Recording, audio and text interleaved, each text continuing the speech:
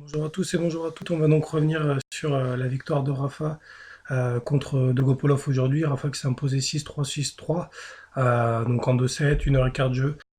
Très bon match. Mais avant de revenir sur le match de Rafa, je voudrais revenir sur ce que j'avais dit dans ma vidéo précédente, où je parlais de ce qu'avait réalisé Djoko, que je trouvais très suspect quand il bat Rafa 2 jours après avoir battu Andy Murray en 5 heures.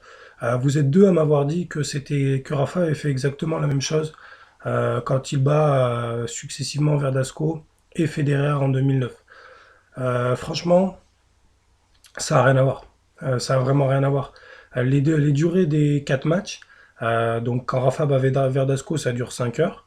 Quand Djoko bat Murray, ça dure à peu près 5 heures. Le match doit durer à peu près un quart d'heure de moins. Donc là, d'accord, pas de souci. On est sur la même durée de match, à peu près la même intensité. Deux très très gros matchs. Ok. Maintenant, quand vous comparez les deux finales, donc les deux finales de l'Australian Open 2009 et 2012, Rafa il bat Roger en 5-7, certes, mais le match il dure 4h20. Le match dure 4h20. Le match entre Rafa et Novak, en 2012, il dure quasiment 6 heures. Il y a 1h40 d'écart. Donc franchement, battre Federer en 4h20 et battre Nadal en 5h53, sur le plan athlétique, il y a des millions d'années-lumière d'écart. Ça n'a absolument rien à voir. Surtout qu'en plus, la finale de 2009, Rafa, il la gagne dans le cinquième set. Le cinquième set dure à peine 30 minutes, il doit durer 32-33 minutes, parce que Federer passe complètement à côté de son cinquième set. Ça fait 6-2 Rafa. Alors que le cinquième set entre Rafa et Novak dure plus d'1 heure, il doit durer même 1h20. Ça fait 7-5, c'est un combat physique absolument monstrueux. Si vous comparez l'intensité physique du Nadal Federer et du Nadal Djokovic, franchement, ça a absolument rien à voir, les gars. Alors, je sais que ça fait 2 victoires en 5-7 pour les deux titres, mais franchement, quand vous allez dans le détail, ça a absolument rien à voir. Et puis, physiquement, franchement, euh, Federer, ça n'a jamais été un joueur qui a posé des problèmes sur le plan athlétique à Nadal. Jamais. Et sur cette finale, encore moins, parce que Nadal a eu l'intelligence à chaque fois. Les deux sets qu'il perd, il se fait breaker, il voit qu'il peut pas revenir, il lâche les sets. Il lâche les sets parce qu'il croit qu'il peut pas aller au bout. Alors que la finale entre Rafa et Novak, tous les sets sont extrêmement accrochés. Il y a un seul set où Rafa prend 6-2 ou 6-3, je sais plus. Sinon, tous les autres, c'est des 7-6, 7-6, 7-5. C'est des sets d'une intensité absolument folle. Donc franchement, pour moi, ça n'a rien à voir. En plus, quand je vous dis que ce qu'il a réalisé est très suspect, franchement, il n'y a aucun doute là-dessus. On sait tous qu'en 2012, Novak utilisait un caisson hyperbar. Le caisson hyperbar qui est considéré comme antisportif par l'ATP, mais qui n'est pas illégal. Et qu'est-ce qu'il a comme effet, ce caisson hyperbar? Il a exactement les mêmes effets que le PO en plus fort. Donc en gros, le mec, il prend un truc qui a exactement les mêmes effets que prenait Lance Armstrong pendant 10 ans et qui a fait qu'il a gagné le Tour de France 7 fois d'affilée. Mais lui, il a le droit, parce que les dirigeants de l'ATP sont tellement mauvais et tellement incompétents qu'ils sont pas foutus de déclarer cet appareil interdit. Novak a gagné ce titre-là en utilisant un appareil qui est considéré comme antisportif et qui a exactement les mêmes effets qu'un produit antidopant, même que le produit dopant, pardon, le plus connu de tous les temps et qui a été utilisé par le plus grand tricheur de l'histoire. Donc moi, vous m'enlèverez pas de la tête que ce qu'a fait Novak, c'est complètement suspect. Surtout qu'en plus, ce qu'il faut regarder, c'est ce qui se passe derrière. Rafa, il fait un effort physique énorme à l'Australian Open en 2009. Derrière, qu'est-ce qui lui arrive? Il a des problèmes de genoux énormes. Physiquement, il paye l'addition directe. Parce que son tournoi d'après, c'est Rotterdam en 2009, où il prend 6-0 en finale contre Murray, et où c'est là qu'il commence à avoir ses problèmes de genoux. Djoko, lui, derrière, il a aucun problème physique. Il joue 11 heures en 2 jours. En 72 heures, il joue 11 heures en 72 heures, il a aucun problème. Rafa, il a joué en 9h30 en gros, donc 1h30 de moins, toujours dans le même laps de temps derrière, il a payé les pots cassés direct. Donc franchement, pour moi, c'est pas comparable du tout. Même si, en tout cas, quand on rentre dans le détail, on se rend compte que sur le plan athlétique, c'est complètement différent. Et en plus, moi, je me rappelle très bien de l'interview de Mouratoglou, qui était déjà le coach de Serena à l'époque, et qui avait dit, parce qu'en fait, si vous savez, ils avaient tous pris le même avion. Tous les finalistes, pour rentrer en Europe, ils avaient pris le même avion. Et Mouratoglou avait dit, après la finale, il avait dit Rafa était complètement détruit physiquement, alors que Djokovic était frais comme un gardon. Donc pour moi, cette déclaration ne fait que rajouter à mes suspicions. D'autant plus que Novak, il n'a pas été très honnête sur le coup, parce qu'on se rappelle qu'il a utilisé l'appareil jusqu'à l'US Open, et qu'à l'US Open, la question lui a été posée par un journaliste. Et Novak, il a dit non, non, je l'utilise plus depuis l'Open d'Australie. Et en fait, on s'est avéré que Novak avait menti et qu'il continuait d'utiliser l'appareil, il logeait à New York, ni plus ni moins que chez la personne qui avait inventé l'appareil. Donc voilà.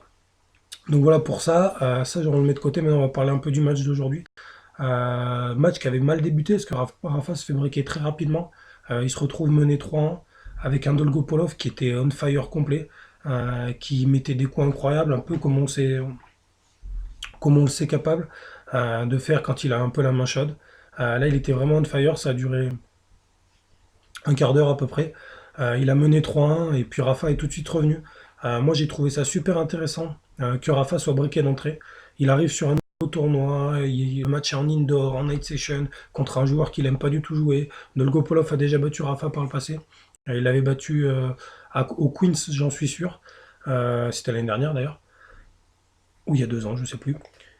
Et il l'avait battu, il me semble, à Indian Wells ou à Miami, mais ça, je sais plus. Je sais plus si Rafa avait réussi à s'en sortir à 7-6 dans le troisième ou s'il avait perdu 7-5. J'arrive pas à m'en rappeler. Bon, bref, contre un joueur qui lui pose énormément de problèmes. Rafa se fait briquer d'entrée, le gars en face joue à la main chaude, comme on dit. Euh, et Rafa, il panique pas, il revient presque tranquillement. Derrière, ça fait 6-3, donc il met 5-0 à Dolgopolov euh, sur la fin de set. Vraiment une très très grosse fin de set. Rafa qui a commis absolument aucune faute, qui a eu l'intelligence de laisser Dolgopolov faire le jeu. C'est-à-dire que contre Dolgopolov, euh, faut pas essayer d'être trop agressif à mon avis. Parce que de toute façon, vous n'arrivez pas à frapper beaucoup de coups gagnants parce que dès qu'il est dépassé, il tente un contre. Et avec lui, c'est un peu à double tranchant. Et malheureusement, quand il a la main un peu on fire, il peut vous mettre des contres de fou, comme Rafa en a pris 2-3 en début de match. Mais quand vous le laissez faire le jeu, paradoxalement, c'est là où il commence à faire plus de fautes. Donc Rafa s'est mis à laisser faire le jeu à Dolgopolov en tapant quand même très bien la balle, en rentrant dans le court quand il fallait, en cassant le rythme avec son slice. Très grosse fin de set, un deuxième set un peu sans histoire pour Rafa. Il break rapidement, il a 2 balles de débreak contre lui. Il les sauve très bien avec un énorme échange sur le premier, puis un service gagnant. Donc voilà, très très très très bon match de Rafa. Ce que je trouve intéressant, c'est qu'il est complètement dans la continuité d'Abu Dhabi, dans le sens où on voit qu'il met exactement les mêmes schémas en pratique. Il insiste beaucoup plus qu'avant avec son coup droit long de ligne. Il utilise beaucoup son revers dans la diagonale et surtout pour aller chercher des angles courts croisés, même si aujourd'hui ça n'a pas bien marché parce que Dolgopolov l'a beaucoup contré le long de la ligne justement dans cette diagonale. Il sert pas bien mais pas mal, suffisamment bien quand il faut, dès qu'il y a un point un peu important, il appuie un peu la première à 190, 195. Le reste du temps, il se contente d'un tennis pourcentage, comme on dit. Moi, je l'ai trouvé très bon, on sent qu'il tape très bien la balle, et surtout, physiquement, il est vraiment très très bien, Rafa. Là, on l'a vu, Dolgopolov l'a quand même beaucoup fait courir. Il y a eu des amortis sur lesquels Rafa a toujours été quasiment été dessus. On l'a vu glisser, glisser. Quand il glisse sur dur, sur des amortis pour aller les chercher, c'est toujours bon signe. Ça veut vraiment dire qu'il a aucune douleur au niveau des genoux. Au niveau du poignet, bah, apparemment ça a l'air d'aller. Lui avait dit qu'il était totalement guéri, qu'il était totalement guéri. Quand on voit comment il frappe la balle en coup droit, moi j'ai pas trop d'inquiétude de ce niveau-là. Il prend la balle plus à plat. Donc automatiquement, en plus, en prenant la balle plus à plat, ça veut dire qu'il fait moins tourner le poignet. Donc il sollicite moins le poignet, donc automatiquement, il a moins de chances de se faire mal. C'est mathématique. Donc ouais, non, vraiment très très bon match de Rafa. Il jouera Misha Zverev au prochain tour. Je pense qu'il peut lui poser des problèmes, Zverev. Ils se sont jamais joués. C'est toujours compliqué de jouer un gars comme ça. Rappelez-vous que Zverev avait battu Wawrinka à la balle, chez lui en plus. C'est un joueur qui prend la balle tôt, qui crée énormément de tennis, service volé, retour volé. Ça va être un match à mon avis très compliqué pour Rafa. J'ai hâte de voir ce que ça va donner. Comment Rafa va s'en sortir face à un joueur comme ça, qui a un style de jeu que Rafa n'aime pas du tout. Moi je pense que ça devrait passer. Si Rafa joue comme aujourd'hui, il ne devrait pas y avoir de soucis. Après on n'est jamais à l'abri. Quand vous avez un mec qui est capable de battre Wawrinka, même de surclasser Wawrinka comme il l'a fait à Bâle. On ne sait pas. Ça sera pas demain. J'ai regardé le programme, il me semble que j'ai pas vu Rafa. Donc ça veut dire un jour de repos, du moins un jour d'entraînement pour Rafa, pour préparer son match. J'espère que ça sera pas en night session. Pour Rafa, ça serait mieux que ce soit en plein jour, en plein cagnard avec 35 degrés et des conditions un peu plus rapides et surtout avec un rebond qui rebondit plus haut, une balle qui rebondit plus haut. Mais sinon, pour l'instant, tout va bien. 4 matchs, 4 victoires. Je compte évidemment les 3 d'Abu Dhabi.